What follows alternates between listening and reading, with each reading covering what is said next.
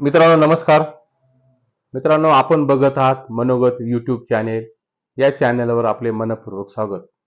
मित्रांनो काल महाराष्ट्रातील विधानसभेत राज्य सरकारने आणलेले जनसुरक्षा विधेयक हे अखेर सभागृहामध्ये संमत झाले.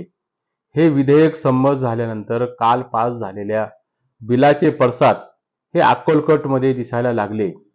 संभाजी ब्रिगेडचे माजी प्रदेशाध्यक्ष असलेल्या प्रवीण गायकवाड यांच्यावर उजव्या विचारसरणीच्या कडव्या प्रतिगामी शक्तींनी गायकवाडांच्या चेहऱ्यावर शाई फेकून त्यांना काळं फासण्यात आलं.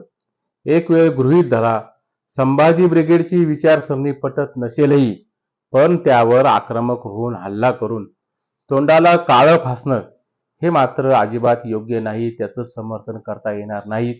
या घटनेचा धिक्कार आणि निषेध हा सर्वप्रथम या ठिकाणी करायला हवा. मी कालच आमदार संजय गायकवाड व मंत्री राहिलेल्या संजय शिरसाट यांच्या सत्तेच्या अहंकारातील बेलगाम वागण्यावर, महाराष्ट्रातील राजकारणातील घसरलेल्या निर्देशांकावर, राजकारणाच्या मूल्यांवर हा व्हिडिओ त्यावर बनवलेला होता. त्यावर राजकीय भाष्य करून मी हा व्हिडिओ काल प्रसारित केलेला होता. त्याला मोठ्या प्रमाणावर रसिक प्रेक्षकांनी पसंती देखील ही दिलेली होती.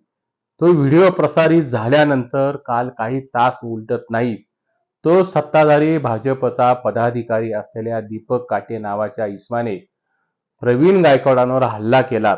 हल्ला करणारा दीपक काटे हा पोलीस रेकॉर्डवरील सराईत गुन्हेगार आणि गुंड असल्याचं हे सकृत दर्शनी समोर आले.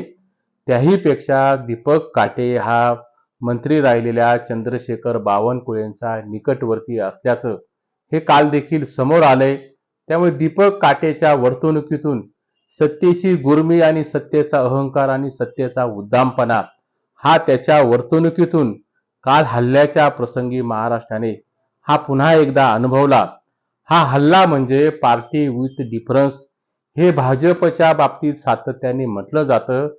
हे असल्या तेजस्वी आणि तेजपुंज असलेल्या व्यक्तिमत्व म्हणजे दीपक काटेच्या वर्तणुकीतून महाराष्ट्राने आपली वैचारिक दिवाळखोरी, राजकारणातील दिवाळखोरी भारतीय जनता पक्षाची पदाधिकाऱ्यांची ही समोर या निमित्ताने आली आहे. हे प्रथमतः आपण लक्षात घ्या. केवळ संघटनेच्या नावामध्ये संभाजी हा एकेरी उल्लेख असल्यामुळे प्रवीण गायकवाडांवर हल्ला झाल्याचं सांगितलं जातंय, परंतु हे कारण जे आहे ते कारण मात्र फारसं सबळ किंवा फारसं मजबूत असल्याचं हे या ठिकाणी मला तरी अजिबात वाटत नाही. कारण आपण आजही लक्षात घ्या, महाराष्ट्रातील अनेक ठिकाणं अशी आहेत की त्या ठिकाणांना महापुरुषांची, युगपुरुषांची नावं दिलेली आहेत, परंतु आपण त्याचा उल्लेख करताना फारसा सन्मानजनक करत नाहीत. उदाहरणादाखल सांगायचं झालं तर मुंबईतील असलेलं भव्य जे ग्राउंड आहेत त्या ग्राउंडला शिवाजी पार्क असं म्हटलं जातं. छत्रपती शिवाजी पार्क असं कोणीच म्हणत नाहीत. जे संभाजीनगरला महाराष्ट्र शासनाने औरंगाबादचं नाव बदलून छत्रपती संभाजीनगर असं ठेवलं.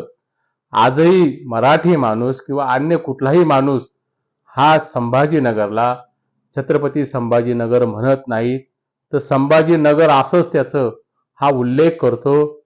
अहिल्यानगरला देखील तो मातोश्री अहिल्यानगर किंवा पुण्यश्लोक अहिल्यानगर असा कुठेही उल्लेख करत नाहीत. यातून एक गोष्ट स्पष्टपणाने अधोरेखित करा, हे मराठी माणूस म्हणत असताना महापुरुषांचा, युगपुरुषांचा जाणून बुजून अपमान करण्याची भावना ही यामध्ये अजिबात दिसत नाहीये. त्यामुळे दीपक काटेकडून झालेला हल्ला हा एक प्रकारचा प्रायोजित हल्ला किंबहुना कुठल्या तरी संघटनेने किंवा राजकीय पक्षाने पुरस्कृत केलेला हल्ला होता. हा हल्ल्यामागे दीपक काटेचा मनसुबा हा पूर्णपणे वेगळा असल्याचं आपल्या लक्षात आल्याशिवाय राहत नाही. या महाराष्ट्रामध्ये हिंदुत्ववादी संघटनांमधील उजव्या विचारसरणीचे लोक व डाव्या विचारसरणीतील पुरोगामी लोक या विचारसरणीवर आजवर नेहमी महाराष्ट्रात कुठल्या ना कुठल्या कारणाने, कुठल्या ना कुठल्या विषयावर हा सातत्याने संघर्ष उभा राहिलेला देखील आहे. थोडक्यात काय तर प्रवीण गायकवाडांवर काल झालेला हल्ला हा संभाजी ब्रिगेड विरुद्ध मंबाजी ब्रिगेड असाच दीर्घकालीन संघर्ष महाराष्ट्राने मागच्या काही वर्षांमध्ये हा अनुभवला देखील आहेत. त्यामुळे प्रवीण गायकवाडांवर झालेला हल्ला हा हल्ला काही सहजासहजी झालेला हल्ला नाही. प्रवीण गायकवाडांवर झालेला हल्ला हा सुनियोजित पद्धतीने त्यामध्ये हल्ला केलेला होता. पूर्वनियोजित कटाचा भाग हा गायकवाडांच्या हल्ल्यामागे त्या हल्ल्याचे व्हिडिओ चित्रीकरण पाहिल्यावर सहजपणाने कुठल्याही माणसाच्या लक्षात आल्याशिवाय हे राहत नाहीये. मुळात या गोष्टीचा निषेध फक्त एका बाजूने व्यक्त करून किंवा एका बाजूने मांडून आपल्याला चालणार नाही. संभाजी ब्रिगेडच्या बाबतीत अनेक मतभिन्नता, संभाजी ब्रिगेडच्या बाबतीत अनेक या ठिकाणी वादविवाद किंवा संभाजी ब्रिगेडची पार्श्वभूमी देखील आजही महाराष्ट्रातील अनेक जणांना पचनी पडत नाहीये. मागे एकदा मुंबईमध्ये संभाजी ब्रिगेडचं अधिवेशन झालेलं होतं. त्या घटनेला एक 9-10 महिने झाले असतील. त्या मुंबईतील संभाजी ब्रिगेडच्या अधिवेशनाला शरद पवार साहेब हे प्रमुख पाहुणे म्हणून उपस्थित होते. त्या व्यासपीठावर शरद पवारांच्या उपस्थितीमध्ये चित्रलेखाचे संपादक असलेल्या ज्ञानेश महारावांनी हे प्रभू श्रीरामचंद्र व लक्षावधी लोकांचे हृदयावर राज्य करणाऱ्या श्री स्वामी समर्थ महाराजांवर अश्लाघ्य भाषेत ही टीका ज्ञानेश महारावांनी ही केलेली होती. हे देखील या ठिकाणी विसरता येणार नाही. पुरोगामित्व जपायला हवं. पुरोगामित्व नक्कीच जपा, परंतु पुरोगामित्व जपत असताना लक्षावधी लोकांच्या श्रद्धास्थानावर ओरखडे ओढण्याचं किंबहुना लक्षावधी लोकांच्या श्रद्धास्थानावर आघात होणार नाही याची काळजी ही संभाजी ब्रिगेडनी मागच्या काळात घेतली नाही आणि पुढच्या काळात देखील त्यांनी घेण्याची खूप मोठी आवश्यकता ही महाराष्ट्रामध्ये ही निर्माण झालेली आहे. किंबहुना महाराष्ट्रातील मराठी मन देखील हे संभाजी ब्रिगेडच्या असल्या प्रभू श्रीरामचंद्रांच्या आणि श्री स्वामी समर्थांच्या टीकेबद्दल आजही संभाजी ब्रिगेडला तो दुगाण्या झाडत आहेत. हे या ठिकाणी अधोरेखित करून ठेवा. बाबासाहेब पुरंदरे, गिरीश कुबेर, नामदेवराव जाधव, भारतीय जनता पक्षाचे मंत्री असलेले चंद्रकांत पाटील, केतकी चितळे यांच्यावर सुद्धा यापूर्वी ही शाई फेकली गेलेली आहे. त्यावेळेस झालेली शाई फेक हा कार्यकर्त्यांचा उद्रेक होता. आपण तो समजून घेतला पाहिजे.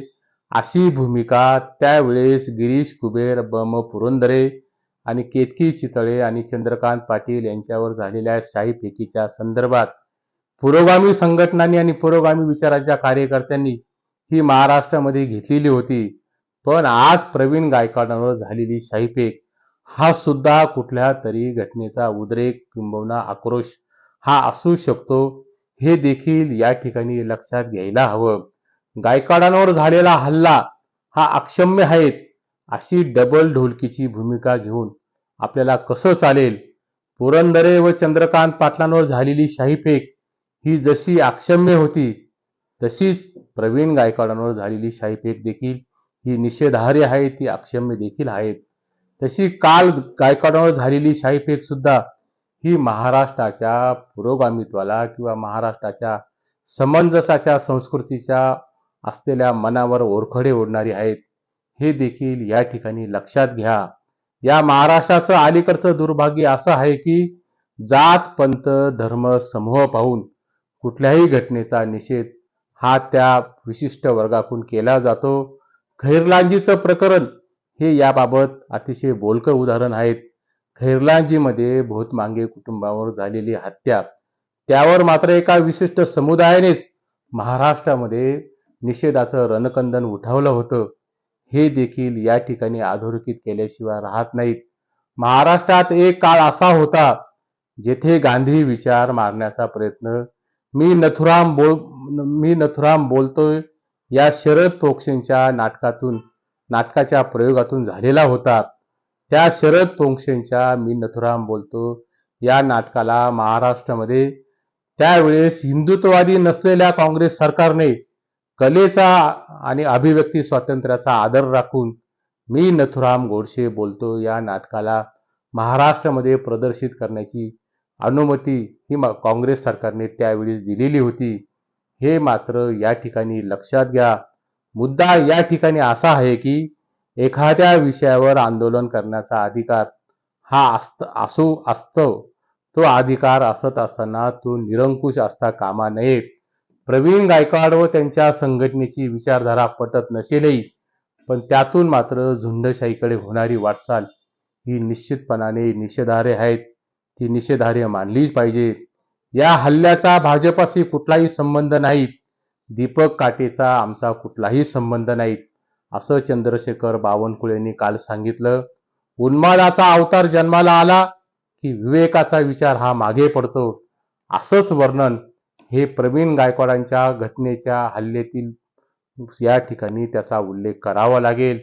हल्ल्याचा भाजपाशी अजिबात संबंध नाही असं जेव्हा तुम्ही म्हणता, पण हा हल्ला मात्र तुमच्या सत्ता काळामध्ये म्हणजे महायुतीच्या देवेंद्र फडणवीसांच्या सत्ता काळामध्ये झालेला आहे, हे देखील या ठिकाणी विसरता येणार नाहीत.